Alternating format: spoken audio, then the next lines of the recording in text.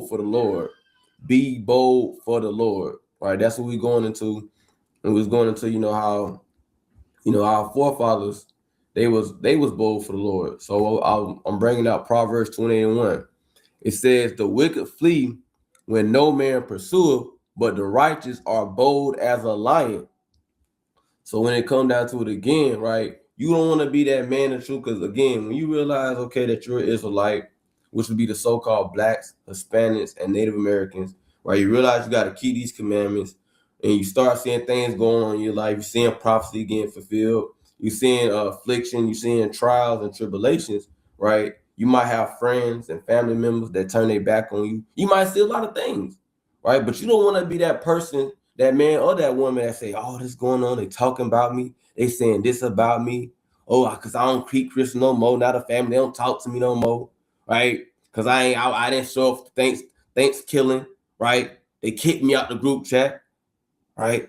Hey, we got to stand bold in these last days. It's only going to get worse, right? You think you seeing something now because your family done kicked you out of the group chat. Then you're like, nah, I don't know if I can do this. Truth. They didn't kick me out of the group. Hey, you got to stand bold in these days. It is what it is if they kick you out of the group chat, right? We got to be bold in these last days, because you got to understand this too, right? As time keep going on, more and more and more prophecy is going to be fulfilled. And one of the prophecies that's going to be fulfilled is the persecution of the saints. So in the times of persecution of the saints, you got to be a bold man or woman. You can't fold, right? You can't say, nah, I can't do this no more. You can't give up and tuck tail, right? You got to stand bold in this thing. And we look into the scriptures, we have examples of mighty forefathers that stood bold for the Lord, right? And being that we're coming on the feast dedication tonight at sundown, right? I'm gonna definitely get into one of our mighty forefather Mattathias, right? See how bold he was through the Spirit. So we gonna go ahead and get into that right now, right? We're gonna go ahead and get into that right now. It's Ahlayah for the sound earlier. It's Ahlayah for the sound earlier, right? But let's get into this, man.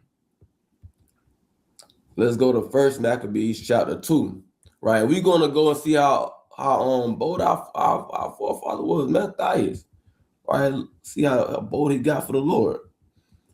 Now I'm not gonna read this whole thing. I'm gonna kind of jump. I'm gonna jump around, but I want to get a key point. Right, let's go to this right quick. Let me show. 1 Maccabees chapter 2. Chapter 2. Okay, we're gonna go down. We're gonna jump down a verse. We can start at verse number let's start at verse number 18. Just go verse 18. All right.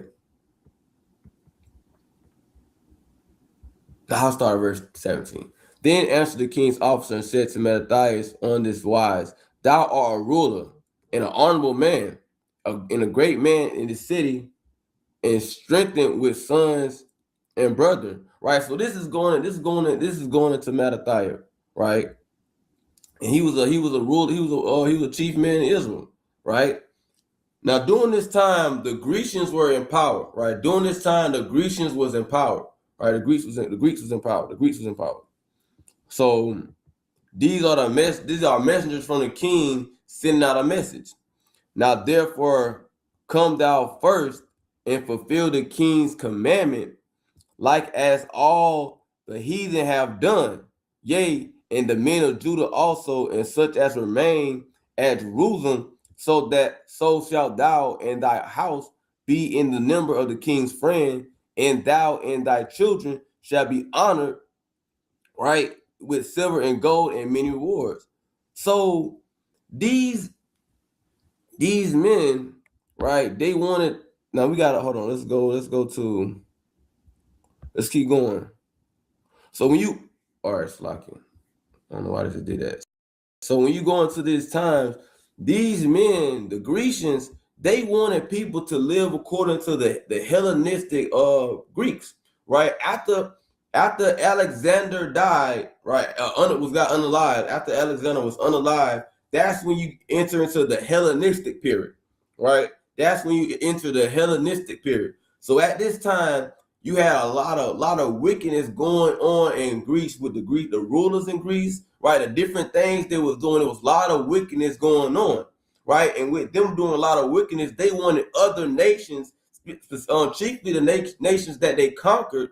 They wanted these nations to go off and commit wickedness with them, right? That's what they wanted to do. So with that being said, right, let's keep going. So it says, now what it's telling Mattathias, and some of you might get met in the times to come, right? Some of you might get met with that. Esau might cut a deal with you. Hey man, do this, do that. You know what I'm saying? You're gonna have food, we gonna get you some new clothes, we gonna get you to like, as in, for example, in the times to come, right? When you got anarchy going on, all hell breaking loose, Jacob's trouble, right? The world has fallen apart. Babylon is falling apart. So much going on in the world, right? You got people fleeing into the wilderness. So much is gonna be going on, right? People gonna get tossed in the FEMA camps. A lot of gonna be going on, and during that time, Esau might hit you with the deal. I need you to turn your back on me, brothers. You know, I need you to expose to where one of your brothers and sisters at. You know what I'm saying? So we can go, go pick them up.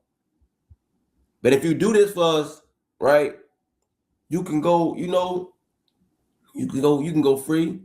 We're gonna give you some food. We're gonna give you a whole new house. I know you ain't got your house no more, but we're gonna give you this little spot to live at, you and your family. Might give you some money. All you gotta do is sell out your brothers and sisters. Right? Or they might say this, or they might need you to announce the Lord. Curse the Lord. They might need to do that. Eat food that's defiled. Worship other gods. Hey, they might say, hey, we want you to do this because there's nothing new under the sun. Let's get that real quick. There's nothing new under the sun.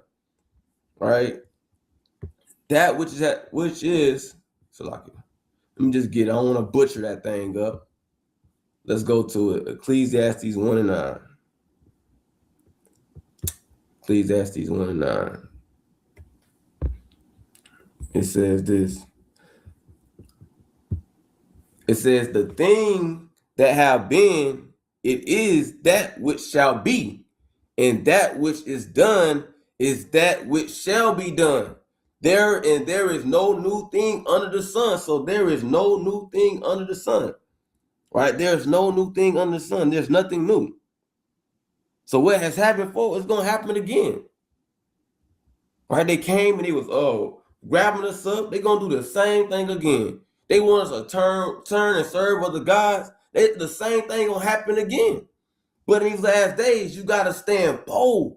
You got to be bold for the Lord. Just like our mighty forefathers. They didn't fold. They didn't give up.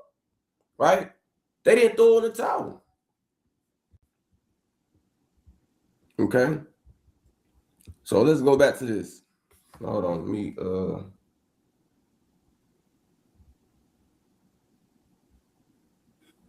me see.